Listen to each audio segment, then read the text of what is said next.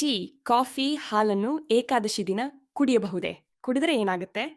ಏಕಾದಶಿಯು ಹಿಂದೂಗಳಿಗೆ ಶ್ರೇಷ್ಠವಾದ ದಿನವಾಗಿದೆ. ನಮ್ಮಲ್ಲಿ ಹೆಚ್ಚಿನವರಿಗೆ ಏಕಾದಶಿ ದಿನದಂದು ಟೀ, ಕಾಫಿ ಕುಡಿಯಬೇಕೇ ಅಥವಾ ಬೇಡವೇ ಎನ್ನುವ ಗೊಂದಲವಿದೆ. ಹಾಲನ್ನು ಕುಡಿಯಬೇಕೇ ಅಥವಾ ಬೇಡವೇ ಎನ್ನುವ ಪ್ರಶ್ನೆ ಇದೆ. ಪ್ರತಿ ತಿಂಗಳು ನಾವು 2 ಏಕಾದಶಿ ವ್ರತದಂತೆ ವರ್ಷಕ್ಕೆ 24 ಏಕಾದಶಿ ವ್ರತಗಳಿರುತ್ತವೆ. ಈ 24 ಏಕಾದಶಿ ವ್ರತಗಳು ಅದರದ್ದೇ ಆದ ಹೆಸರನ್ನು ಹಾಗೂ ಮಹತ್ವವನ್ನು ಒಳಗೊಂಡಿರುತ್ತದೆ.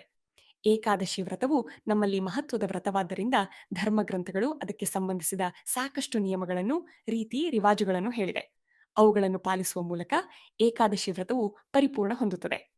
ಏಕಾದಶಿ ವ್ರತದ ಸಮಯದಲ್ಲಿ ನಾವು ಏನು ಸೇವಿಸಬೇಕು ಮತ್ತು ಏನನ್ನು ಸೇವಿಸಬಾರದು ಎಂಬುದರ ಬಗ್ಗೆಯೂ ಧರ್ಮಗ್ರಂಥಗಳು ಹೇಳುತ್ತದೆ. ಟೀ, ಕಾಫಿ ಕುಡಿಯುವ ಅಭ್ಯಾಸ ಇಟ್ಟುಕೊಂಡಿರುವವರು ಏಕಾದಶಿಯ ದಿನದಂದು ಕೂಡ ಟೀ, ಕಾಫಿಯನ್ನು ಕುಡಿಯುತ್ತಾರೆ. ಇದು ಸರಿಯೇ ಅಥವಾ ತಪ್ಪೇ ಎಂಬುದನ್ನು ನಾವಿಲ್ಲಿ ನೋಡೋಣ. ಏಕಾದಶಿ ದಿನದಂದು ನಾವು ಕಾಫಿಯನ್ನು ಕುಡಿಯಬಹುದೇ? ಸಾಮಾನ್ಯವಾಗಿ ಜನರು ಮುಂಜಾನೆ ಎದ್ದಾಕ್ಷಣ ಕಾಫಿಯನ್ನು ಕುಡಿಯುವ ಅಭ್ಯಾಸವನ್ನು ಇಟ್ಕೊಂಡಿರ್ತಾರೆ. ಇದಕ್ಕೆ ಅನುಗುಣವಾಗಿ ಅವರು ಏಕಾದಶಿ ಉಪವಾಸ ವ್ರತವನ್ನು ಆಚರಿಸುವಂತಹ ಸಂದರ್ಭದಲ್ಲೂ ಕಾಫಿಯನ್ನು ಕುಡಿಯುತ್ತಾರೆ. ಇದನ್ನು ತಪ್ಪು ಎಂದು ಪರಿಗಣಿಸಲಾಗುತ್ತದೆ. ವ್ರತದ ಸಮಯದಲ್ಲಿ ದ್ವಿದಳ ಧಾನ್ಯಗಳನ್ನು ಸೇವಿಸಬಾರದು ಎನ್ನುವ ನಿಯಮವಿದೆ. ಕಾಫಿ ಮತ್ತು ಕಾಫಿ ಬೀಜಗಳು ದ್ವಿದಳ ಧಾನ್ಯಗಳಲ್ಲ, ಆದರೆ ಇದು ಒಂದು ರೀತಿಯ ಧಾನ್ಯ. ಉಪವಾಸದ ಸಮಯದಲ್ಲಿ ಯಾವುದೇ ರೀತಿಯ ದ್ವಿದಳ ಧಾನ್ಯಗಳನ್ನು ಸೇವಿಸುವುದನ್ನು ಶಾಸ್ತ್ರಗಳಲ್ಲಿ ನಿಷೇಧಿಸಲಾಗಿರುವುದರಿಂದ ಉಪವಾಸದ ಸಮಯದಲ್ಲಿ ಕಾಫಿಯನ್ನು ಸೇವಿಸಬಾರದು. ಇದಲ್ಲದೆ ಕಾಫಿಯಲ್ಲಿ ಹೆಚ್ಚಿನ ಪ್ರಮಾಣದ ಕೆಫಿನ್ ಇರುತ್ತದೆ. ಇದು ನಮ್ಮ ದೇಹದಲ್ಲಿ ಮಾದಕತೆಯನ್ನು ಸೃಷ್ಟಿಸುತ್ತದೆ. ಆದ್ದರಿಂದ ಏಕಾದಶಿ ಉಪವಾಸದ ಸಮಯದಲ್ಲಿ ಕಾಫಿ ಸೇವನೆಯನ್ನು ತಪ್ಪಿಸಬೇಕು. ಏಕಾದಶಿ ದಿನದಂದು ಚಹಾ ಕುಡಿಯಬಹುದೇ? ಸಾಮಾನ್ಯವಾಗಿ ಭಾರತೀಯರಿಗೆ ಮುಂಜಾನೆ ಎದ್ದಾಕ್ಷಣ 1 ಗ್ಲಾಸ್ ಟೀ ಅಥವಾ ಚಹಾ ಬೇಕು. ಅವರ ದಿನ ಆರಂಭವಾಗೋದೇ ಚಹಾದಿಂದ ಎಂದರೆ ತಪ್ಪಾಗಲಾರದು. ಕಾಫಿ ಧಾನ್ಯದ ಸಾಲಿಗೆ ಸೇರಿರುವ ವಸ್ತುವಾಗಿರಬಹುದು. ಆದರೆ ಚಹಾ ಅಥವಾ ಟೀ ಒಂದು ರೀತಿಯ ಎಲೆ. ಇದನ್ನೂ ಕೂಡ ನಾವು ಏಕಾದಶಿಯ ದಿನ ಕುಡಿಯಬಾರದೇ ಎಂದು ನೀವು ಕೇಳಬಹುದು. ಹೌದು, ಧಾರ್ಮಿಕ ಗ್ರಂಥಗಳ ಪ್ರಕಾರ ಏಕಾದಶಿ ದಿನದಂದು ನಾವು ಟೀಯನ್ನು ಕೂಡ ಕುಡಿಯಬಾರದು. ಚಹಾವನ್ನು ಎಲೆಗಳಿಂದ ತಯಾರಿಸಲಾಗುತ್ತದೆ, ಆದರೂ ಅದರಲ್ಲಿಯೂ ಕಾಫಿಯಂತೆಯೇ ಕೆಫೀನ್ ಅಂಶ ಇರುತ್ತದೆ. ಹಾಗಾಗಿ ಏಕಾದಶಿ ದಿನದಂದು ಚಹಾ ಕುಡಿಯುವುದನ್ನು ತಪ್ಪಿಸಬೇಕು.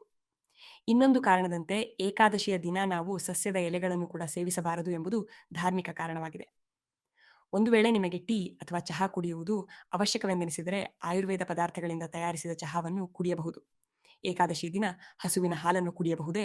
ಧಾರ್ಮಿಕ ಗ್ರಂಥಗಳ ಪ್ರಕಾರ ಏಕಾದಶಿ ವ್ರತದ ದಿನದಂದು ಟೀ, ಕಾಫಿಯ ಬದಲು ಏನನ್ನಾದರೂ ಕುಡಿಯಬೇಕೆನಿಸಿದರೆ ಹಸುವಿನ ಶುದ್ಧ ಹಾಲನ್ನು ಕುಡಿಯಬಹುದಾಗಿದೆ.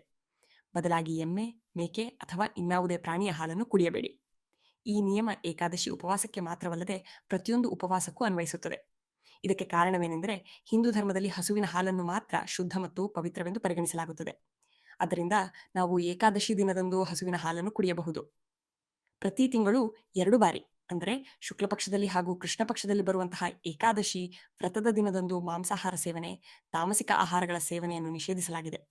ಅದರಂತೆ ಟೀ, ಕಾಫಿ ಹಾಗೂ ಮೇಕೆ ಅಥವಾ ಇನ್ನಾವುದೇ ಪ್ರಾಣಿಯ ಹಾಲನ್ನು ಕುಡಿಯಬಾರದು. ಈ ದಿನ ನಾವು ಹಸುವಿನ ಶುದ್ಧವಾದ ಹಾಲನ್ನು ಮಾತ್ರ ಕುಡಿಯಬಹುದಾಗಿದೆ.